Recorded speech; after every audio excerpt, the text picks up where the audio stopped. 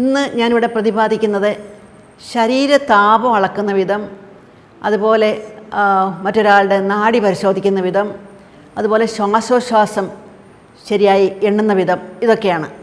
ആദ്യമായി നമുക്ക് ശരീരതാപം അളക്കുന്നത് എങ്ങനെയാണെന്ന് നോക്കാം. ഇതാണ് നമ്മൾ മെർക്കുറി തെർമോമീറ്റർ എന്ന് പറയുന്നത്. ഇത് ഫാരൻഹീറ്റിലുണ്ട്, സെൽഷ്യസിലും ഉണ്ടെന്ന് പറഞ്ഞു. ഇത് സെൽഷ്യസാണ് അടയാളപ്പെടുത്തിയിരിക്കുന്നത്. സാധാരണയായി നമ്മൾ വായിലോ കക്ഷത്തിലോ മലദ്വാരത്തിലോ വെച്ചാണ് ടെമ്പറേച്ചർ എടുക്കാറുള്ളത്. കക്ഷത്തിൽ വെക്കുന്നത് ഏറെ പ്രായോഗികവും മലദ്വാരത്തിൽ വെക്കുന്നത് ഏറ്റവും കൃത്യതയുമാണെന്നാണ് നിഗമനം. അപ്പോൾ നമ്മൾ വായിൽ വെക്കുകയാണെങ്കിൽ സാധാരണഗതിയിൽ 5 മിനിറ്റ് നേരം വെക്കും. കക്ഷത്തിലാണെങ്കിൽ 3 തൊട്ട് 5 വരെയും വെക്കാം.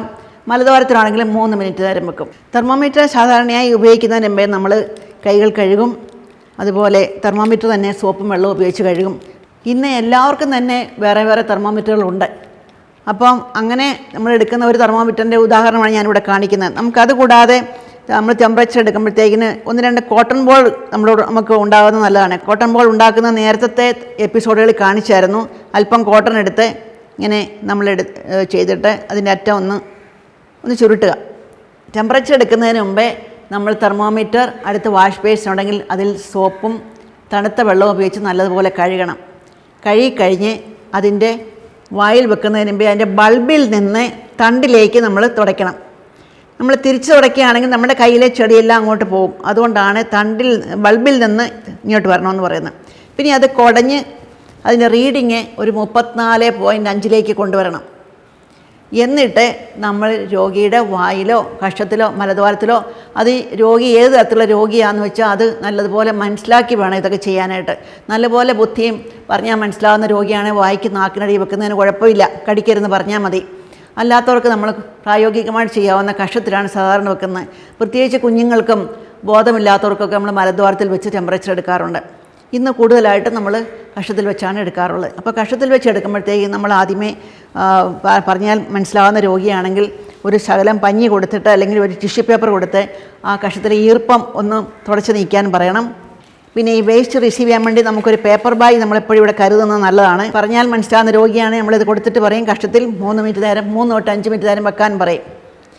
അപ്പോൾ ആ സമയത്ത് തന്നെ നമുക്ക് പൾസ് എടുക്കാം, രോഗിയുടെ നാഡി പരിശോധിക്കാം. തിരിച്ചെടുത്തു കഴിഞ്ഞ് നമ്മൾ എപ്പോഴും തണ്ടിൽ നിന്ന് ബൾബിലേക്ക് തുടയ്ക്കണം. വായിൽ നിന്നാണെങ്കിലും എവിടെ നിന്നാണെങ്കിലും എടുത്തു കഴിയുമ്പോഴത്തേക്ക് തണ്ടിൽ നിന്ന് ബൾബിലേക്ക് തുടയ്ക്കുക. എന്നിട്ട് നമ്മുടെ കണ്ണിൻ്റെ ലെവലിൽ ആ റീഡിങ് എടുക്കണം, കണ്ണിൻ്റെ ലെവലിൽ. അത് കഴിഞ്ഞ് ഇതും കഴിഞ്ഞ് വേറൊരു കോട്ടൺ ബോളോട് എടുത്ത് നമ്മൾ വാഷ് ബേസിൻ്റെ അടുത്ത് പോയി നല്ലതുപോലെ സോപ്പും തണുത്ത വെള്ളവും ഉപയോഗിച്ച് നല്ലതുപോലെ ഇത് ഈ രീതിയിൽ ചുറ്റിനും അമക്കി തിരുമ്മി കഴുകണം. തിരിച്ച് അതിട്ട് വെക്കുക. കക്ഷത്തിലാണ് തെർമോമീറ്റർ വെച്ചതെങ്കിൽ ആ ടെമ്പറേച്ചറിൻ്റെ കൂടെ നമ്മളെപ്പോഴും 1 ഡിഗ്രി കൂട്ടുന്നതാണ് സാധാരണ രീതി ചെയ്യാറുള്ളത്. അപ്പോൾ എപ്പോഴും നമ്മൾ ഈ തെർമോമീറ്റർ ഇത് നമ്മൾ റെക്കോർഡ് ചെയ്യണം, ഇതിനകത്ത് എഴുതണം എത്രയാണെന്നുള്ളത്. എപ്പോൾ എടുത്താലും നമുക്കൊരു നോട്ട് ബുക്ക് നമ്മുടെ കയ്യിൽ വേണം, ഒരു ഡയറി എന്തെങ്കിലും വേണം അത് റെക്കോർഡ് ചെയ്യാനായിട്ട്. അത് കഴിഞ്ഞ് നമ്മൾ ഈ പേപ്പർ ബാഗ് എടുത്ത് കൊണ്ടുപോയി കത്തിക്കണം. സാധാരണഗതിയിൽ ശരീരത്തിന് താപം അളക്കുന്നതും നാഡി പരിശോധിക്കുന്നതും ശ്വാസോച്ഛ്വാസം എടുക്കുന്നതെല്ലാം ഒരേ സമയത്ത് തന്നെയാണ്. ഇപ്പോൾ എനിക്ക് കാര്യങ്ങൾ പറഞ്ഞു തരാനുണ്ടായിരുന്നത് കൊണ്ട് ശരീരത്തിന് താപം മാത്രം അളന്ന് കാണിച്ചു. ഇനി അടുത്ത് നമ്മൾ ഉടനെ ചെയ്യാൻ പോണത് നാഡി പരിശോധിക്കുന്നത് എങ്ങനെയാണെന്നുള്ളതാണ്.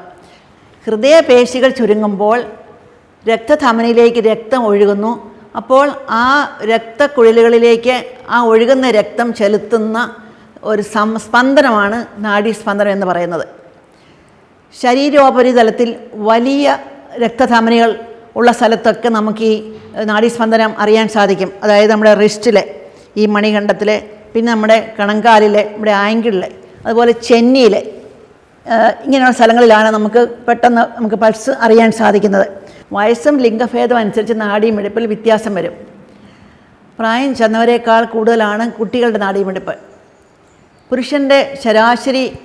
പുരുഷന്മാരിൽ ശരാശരി മിനിറ്റിൽ 70, സ്ത്രീകളിൽ 90 സാധാരണ കാണപ്പെടുന്നത്. അതുപോലെ നമ്മൾ വിശ്രമിക്കുന്ന അവസരത്തിൽ നാഡീമിടിപ്പ് കുറയും. അതുപോലെ വിശപ്പും ക്ഷീണമുള്ളപ്പോഴും നാഡീമിടിപ്പ് കുറയും. വ്യായാമം ചെയ്യുമ്പോൾ നാഡീമിടിപ്പ് കൂടും. കോപം, ദേഷ്യം, സന്തോഷം എന്നിങ്ങനെയുള്ള ഇമോഷൻസ് ഉള്ളപ്പോഴും, പിന്നെ കഠിന വേദനയുള്ളപ്പോൾ, അതുപോലെ രക്തസ്രാവം ഉള്ളപ്പോൾ, ജലാംശം ശരീരത്തിൽ നഷ്ടപ്പെടുമ്പോൾ ഇവിടെയൊക്കെ നാഡീമിടിപ്പ് കൂടാൻ സാധ്യതയുണ്ട്. അപ്പോൾ നമ്മൾ വിശ്രമിക്കുന്ന മട്ടിൽ വേണം ഒരു രോഗിയുടെ പൾസ് അല്ലെങ്കിൽ നാഡി സ്പന്ദനം നമ്മൾ അതിൻ്റെ തോതെടുക്കാനായിട്ട്. അതാണ് ഞാൻ കാണിക്കാൻ പോണത്.